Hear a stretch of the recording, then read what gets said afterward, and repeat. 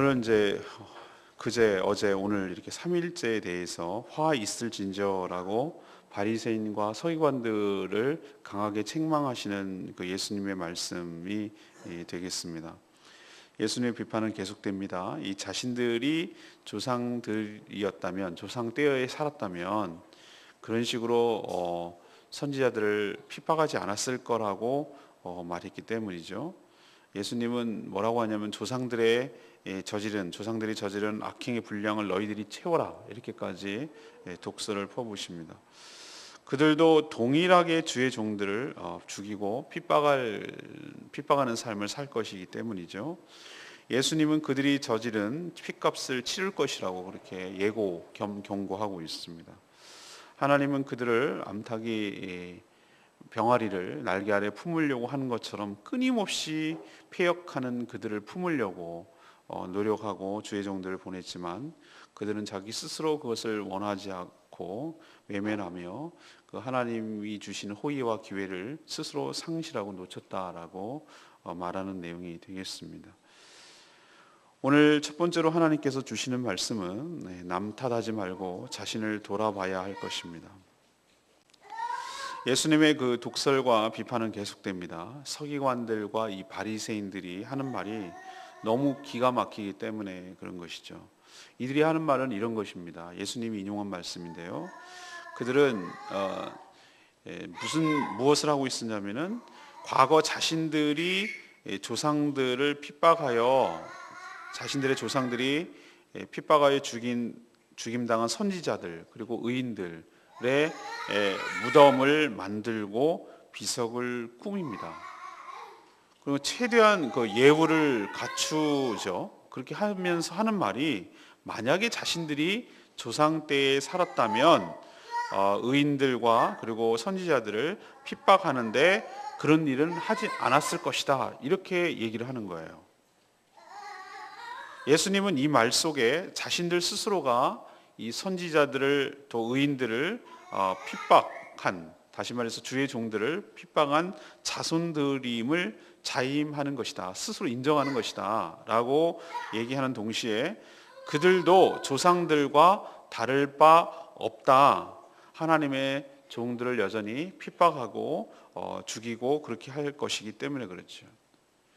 예수님의 독설은 계속됩니다. 조상의 남은 분량을 채워라, 너희들도 마찬가지 그 길을 걸어갈 것이다 라고 얘기를 하는 것이죠. 우리는 이런 얘기를 많이 합니다. 안 하는 것 같은데 은근히 많이 합니다. 남에게 비판하고 남을 평가하고 그러는 것은 익숙한데 사실은 자신의 모습을 보거나 이렇게 깨닫지 못할 때가 훨씬 더 많습니다. 나라면 저렇게 안 했을 거라고, 저러면 안 된다고 라고 남에 대해서는 쉽게 말하지만 막상 자기가 그런 상황에 닥치거나 돌입하면은 어쩌면 더 할 수도 있는 사람이라는 것을 깨닫지 못하는 것이죠. 그러니 우리는 남한테 뭐라고 평가하거나 비판하기 이전에 그 모습을 보고 나에게는 저런 모습이 없는가 라는 것을 늘 자신을 돌아보고 살피는 작업을 하는 것이 옳을 줄로 믿습니다. 이번 주일날 설교 제목이 반면교사예요. 반면교사. 반면교사가 뭐냐, 한자인데 우리에게는 모두 다 스승이에요. 나를 제외한 누구에게도 배울 것이 있습니다. 아니 저렇게 악한 사람한테도 뭐가 배울 것이 있습니까? 배울 게 있습니다. 저렇게 살면 안 되겠구나 라는 걸 배우는 거죠. 그게 반면교사의 의미가 있는 것이죠. 우리는 이 바리새인들과 이 서기관들의 삶을 보면서 그런 삶을 살아야 되는 것이 자기는 말이지, 이 보세요, 얼마나 이중적입니까? 그 자기 조상들이 죽인 선지자들의 무덤 그걸 잘 치장하고 꾸민다 이 말이에요. 그러면서 우리는 옛날에 그때 살았으면 안 그랬을 거라고 이렇게 말하는 이들의 이중적인 태도에 대해서 예수님이 기가 막힌 것이죠. 우리도 주변에서 저렇게 살면 안 된다고 말이지, 저러면 안 된다, 이렇게 손가락질을 하지 마십시오. 우리도 그 상황과 그 입장에 처하게 되면 우리는 더할 수도 있다는 사실을, 악한 존재임을 오늘 예수님이 말하자면 네가 그들의 남은 분량을 채워라 이렇게 얘기하잖아요. 그러니까 너도 같은 식으로 얼마든지 살아갈 수 있는 존재임을 그렇게 깨달고 정말로 조심하고 그렇게 살지 않도록 그렇게 해야 될 줄로 믿습니다.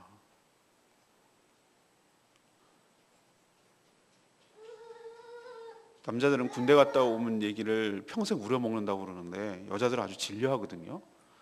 제일 싫어하는 얘기가 그러잖아요. 군대 얘기, 그리고 축구 얘기. 최악의 경우는 군대에서 축구한 얘기. 이거를 최악으로 싫어한다고 그러는데, 군대에서 쫄병때 당할 때 이런 마음을 먹어요. 어떠냐면은 1년 될 때, 상병 달 때까지는 나는 진짜 병장 되면 저렇게 안 한다.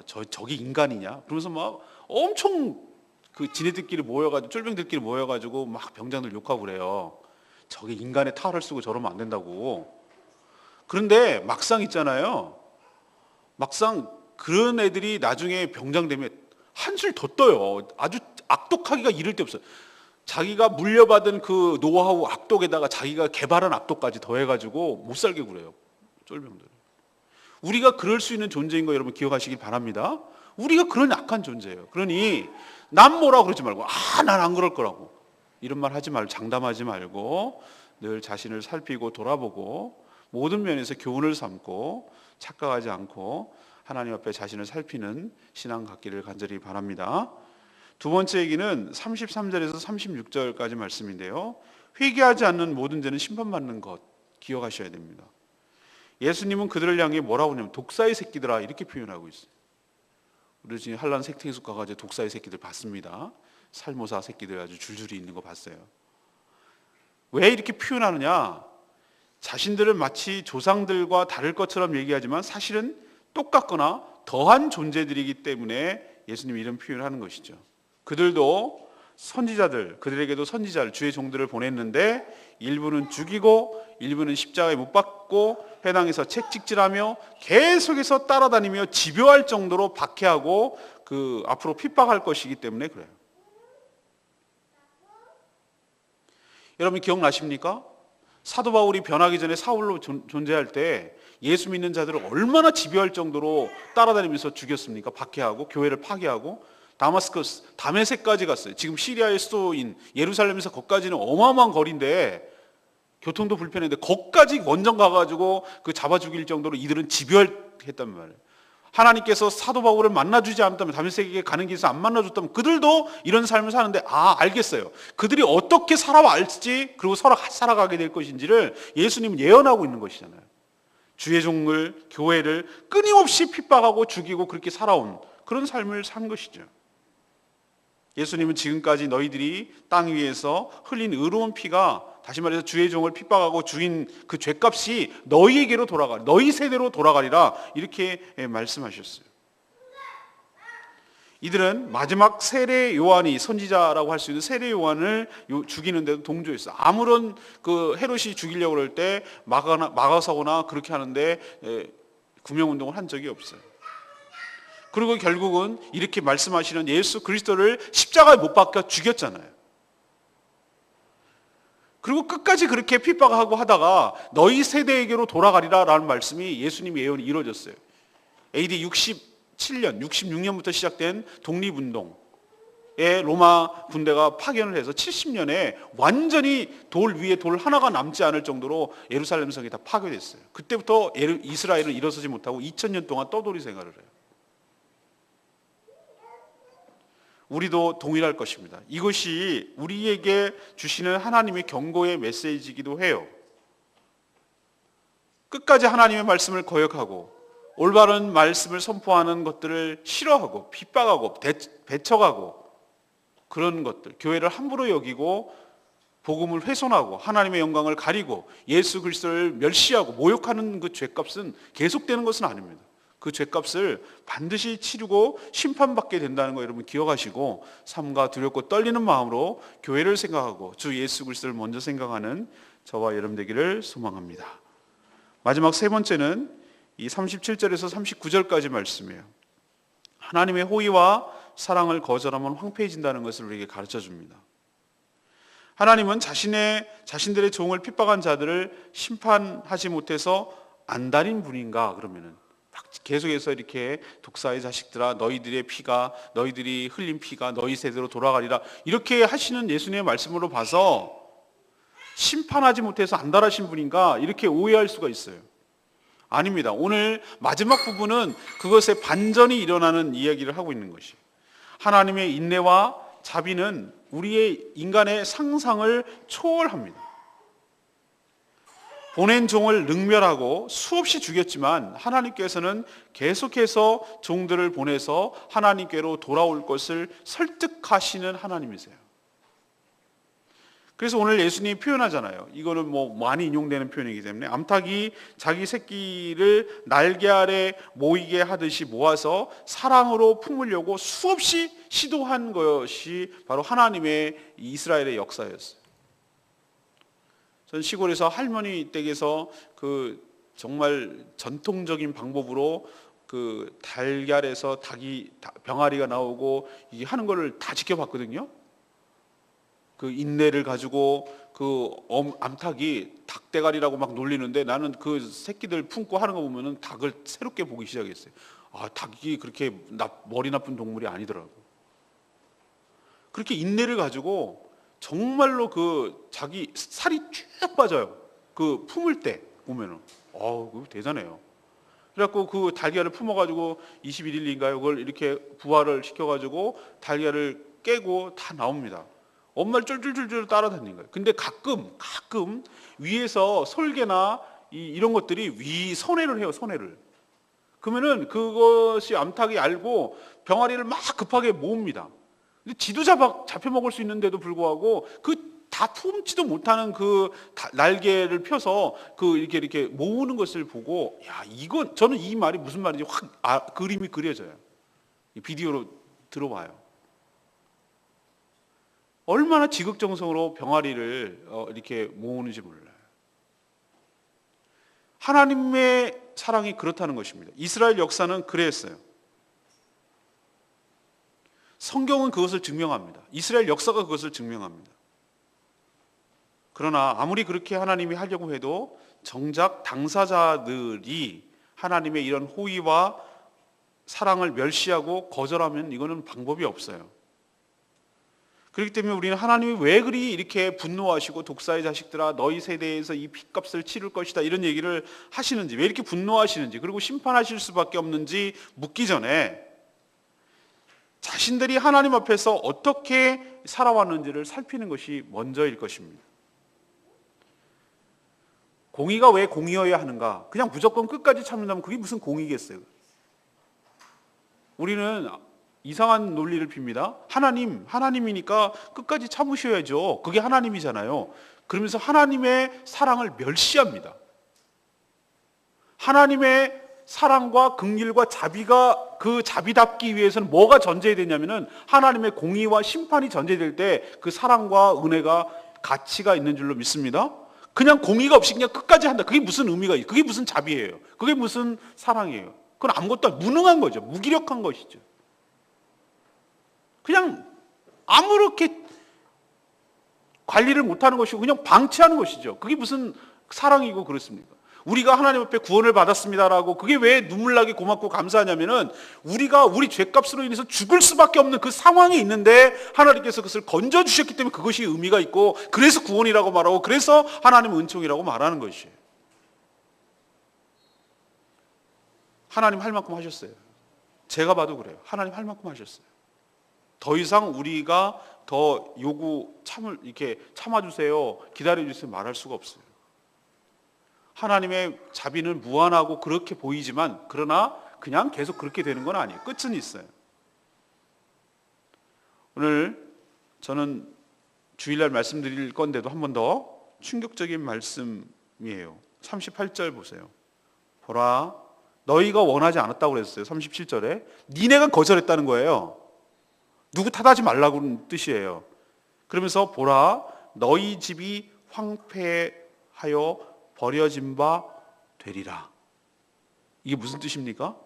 너희 집이라고 표현했습니다. 여기서 이 집이 갖는 메타포가 있는데, 이것은 이스라엘 나라일 수도 있고 너희 집이라고 말하는 건 뭐냐면은 이들이 하나님의 집이라고 생각했던 성전을 의미할 수도 있어요.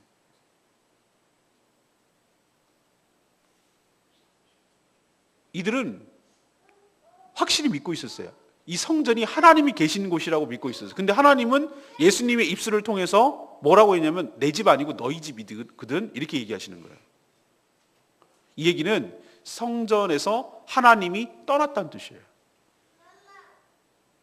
그리고 그 하나님이 계시다고 철석같이 믿고 있는 이 성전이 어떻게 될 것이다? 황폐화될 것이라고 경고하고 있어요.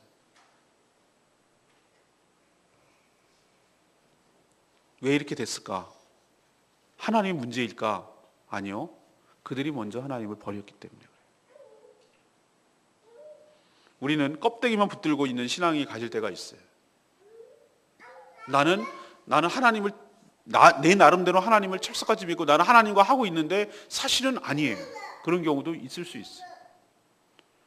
그럴 때 하나님께서 우리에게 회개를 촉구하고 또 하나님께서 품으려고 할 때 그때 고집부리거나 튕겨나가지 말고 하나님의 호의와 하나님의 사랑을 수용하고 받아들이는 저와 여러분 되기를 소망합니다.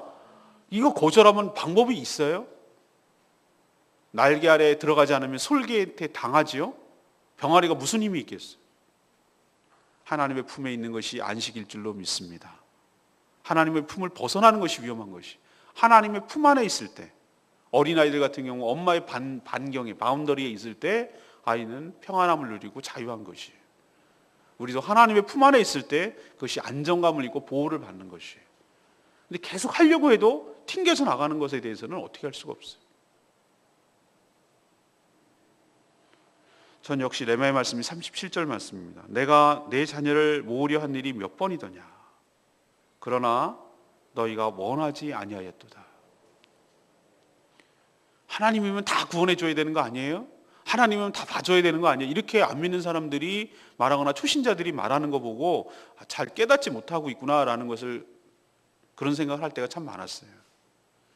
아까도 말씀드렸습니다. 하나님의 사랑과 긍휼은 공의를 전제로 하고 바탕으로 합니다.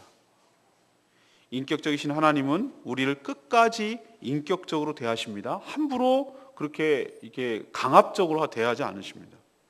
아무리 호의와 사랑을 베풀어도 그 호의와 사랑을 거절하면 소용이 없습니다. 인간의 역사, 그것은 끝없는 하나님의 사랑과 그에 대한 끝없는 인간의 거절이라는 이런 악순환의 역사를 보여주고 있는 것, 이게 인간의 역사입니다.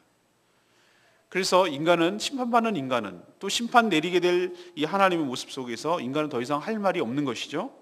하나님은 할 만큼 하셨어요. 그래도 하나님이니까 이렇게 말하지 못할 지경으로 우리 인간은 그냥 거절했어요. 그렇기 때문에 하나님께서 호의를 베풀고 사랑을 베풀고 회개의 기회를 줄 때, 품으려고 할 때 그 기회를 살리고 그 안으로 들어가는, 품 안으로 들어가는, 그래서 안식을 누리는 복된 인생 되시기를 간절히 바랍니다. 오늘 세 가지 말씀드렸습니다. 자, 우리가 조상 때였으면 안 그랬을 거예요 라고 말하는 이 이스라엘 백성들의 어이없는 말을 통해서 우리도 그럴 수 있다는 거 여러분 기억하시기 바랍니다. 우리는 안 그래, 우리가 저 때라면 쟤라면 안 그럴 거야 라고 함부로 누구도 감히 말하지 마세요. 우리는 더 할 수 있는 존재라는 거 여러분 기억하시고, 그게 어디 가겠어요? 예수님 말씀하신 거 기억납니까? 너네들이 그 핍박한 자손들임을 스스로 자인하는 도다 이렇게 말하잖아요. 우리도 막 뭐라고 하면서 닮아 있어요.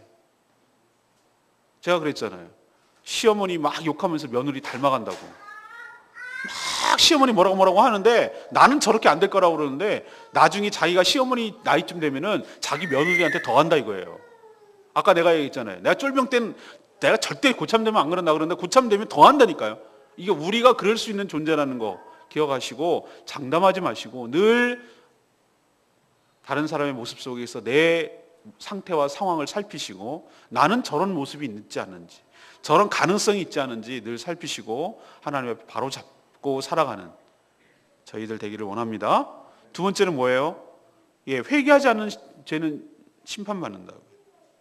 이들이 어떻게 했습니까? 끝까지 집요할 정도로 따라다니고 그들의 조상들이 그래 왔고 보낸 선지자마다 족족 다 죽였고 세례요한도 죽였고 아들까지 보내는데 죽였고, 비유가 있잖아요. 추수가 때가 되어서 종들을 보내서 수확을 받으려고 하니까 다 종들을 다 죽이고, 아들을 보내면 괜찮거니 했는데 아들을 죽이고 한다는 말이 이 땅 차지하자, 이런 엉뚱한 생각을 하는 것이 이스라엘 백성들이었어요.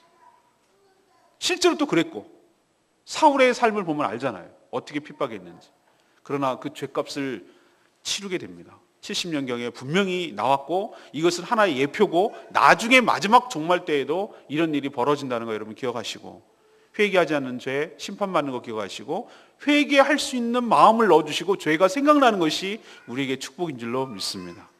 마지막 세 번째는 뭡니까? 하나님의 사랑과 호의를 베풀 때 그 안으로, 안식으로 들어가는 것이 바로 비로소 평강을 누리게 되는 것이고, 그러나 우리를 인격적으로 대하시기 때문에 기회를 주고 찬스를 주는데도 불구하고 그것을 스스로 거절하면은, 그것을 왜 하나님 나 그래도 끝까지 구원하지 않아, 하나님은 다 알잖아, 이렇게 말할 수가 없다. 우리를 인격적으로 대한다는 거 여러분 기억하십시오. 하나님은 우리를 그렇게 하시려고 했어요.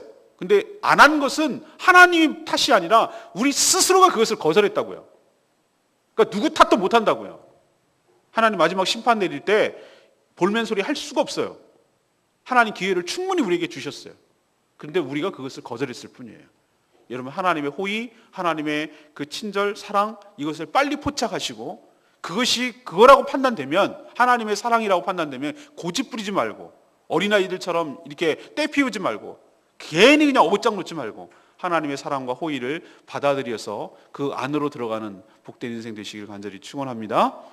오늘 말씀 붙들고 기도하기 전에 우리 찬양지 107장 부르고 기도하겠습니다.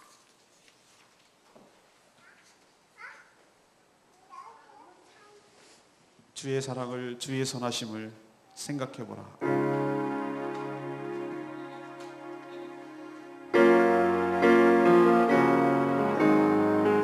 주의 사랑을, 주의 사랑이, 주의 선하심이, 주의 은혜를 생각해보라.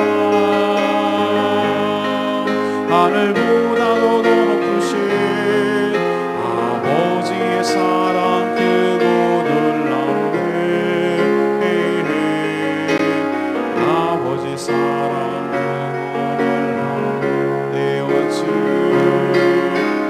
내 오직 그 사랑이 주리.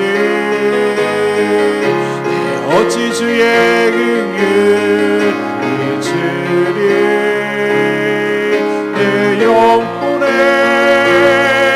모든 소원 만족시킨 하나님. 주의 사랑이, 주의 사랑이, 주의 선하심을, 주의 은혜를 생각해보라. 하늘보다도 더 높으신 아버지의 사랑 크고 놀랍네. 아버지 사랑 크고 놀랍네. 나 길을 잃고 헤맬 때, 나 길을 잃고 헤맬 때 그 사랑 날 찾아 내셨네. 내 영혼의 모든 소원 만족시킨 하나님. 주의 사랑이, 주의 사랑이, 주의 선하심을, 주의 은혜를 생각해보라. 하늘보다도 더 높으신 아버지의 사랑 크고 놀랍네. 아버지 사랑 크고 놀랍네. 여러분, 가사 생각해 보십시오. 우리 같은 하나님 앞에 패역하고 평생을 그렇게 살아온 인생을 우리가 찾은 것이 아니라 하나님께서 나를 찾아오셔서 우리에게 친절을 베푸시고 자비를 베푸시고 은혜를 베풀어 주셔서 그렇게 하나님께 대들고 하나님께 거역하고 패역한 인생을 그리스도의 십자가 보혈로 품어주시고 용서하시고 날개 아래 품어주신 그 하나님의 사랑을 생각할 때 얼마나 감사한지 모릅니다. 우리가 그냥 놔뒀으면, 우리 고집대로 했으면 우리는 벌써 죽었어야 될 인생. 그 하나님의 사랑을 생각할 때마다 그 은혜를 잊지 않고 살아가기를 바랍니다. 그리고 오늘 말씀 주신 것처럼 나에게도 이런 모습이 있다면 하나님, 남 탓하지 말고 자신을 돌아보게 하여 주시옵시오. 우리가 회개하지 않은 죄가 있다면 하나님 용서하여 주시옵시오.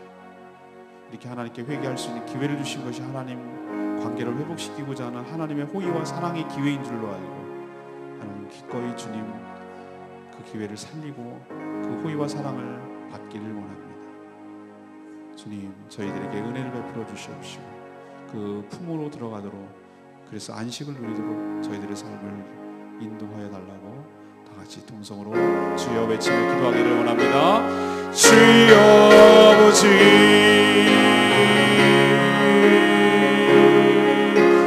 내 사랑을 찾아내주네.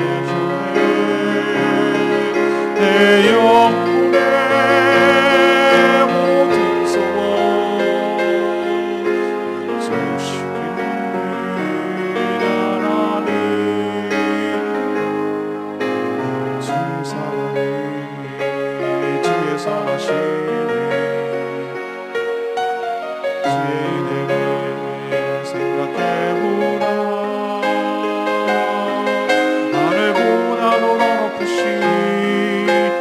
아버지의 사랑 크고 놀라우네. 아버지 사랑 크고 놀라우네. 나 이를 읽고 헤맬 때 사랑 날 찾아내셨네. 내 영혼에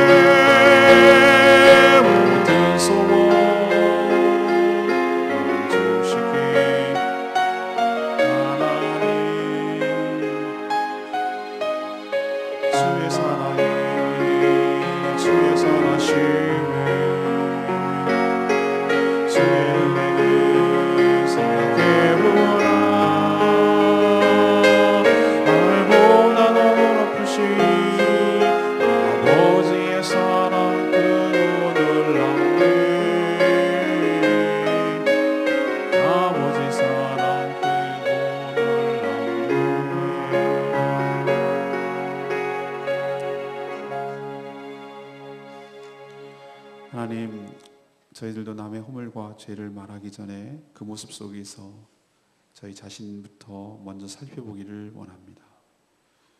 마치 자신은 그러지 않을 것처럼 말하지 않게 하여 주시옵소서. 우리도 패역하고 완악하여 더할 수 있는 존재임을 깨닫고 그 속에서 우리가 교훈을 얻으며 반면교사를 삼기를 원합니다. 하나님의 호의와 사랑을 복에 겨워 거절하지 않게 하여 주시옵소서. 하나님 앞에 회개하지 않는 죄는 심히 무겁고 크다는 사실을 깨닫게 하여 주시옵소서. 우리의 죄를 지적하고 책망하시는 주님의 말씀 앞에 반발하지 않게 하여 주시옵시고 겸허하게 하여 주시옵소서. 하나님의 인내에도 한계가 있음을 깨닫게 하여 주시옵소서.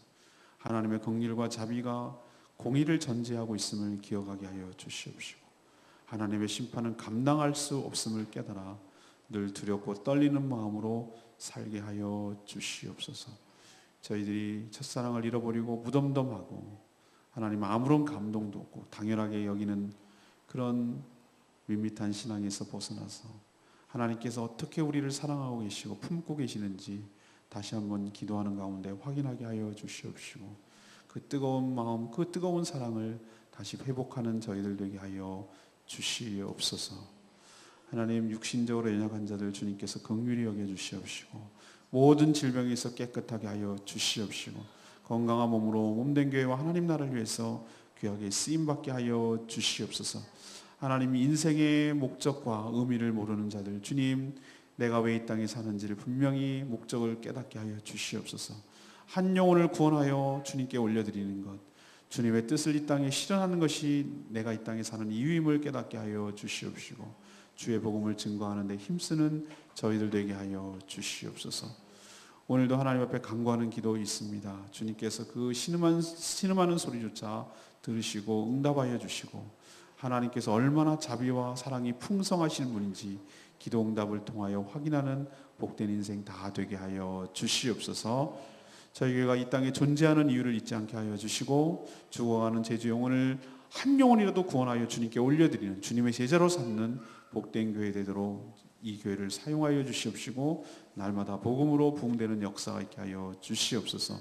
오늘 하루도 주님 손에 맡깁니다. 주님 저희와 동행하여 주시옵시고, 하나님 영광 돌리는 복된 하루 되게 하여 주시옵소서. 주님께 모든 것 맡기옵고 예수 그리스도의 이름으로 기도합니다. 아멘.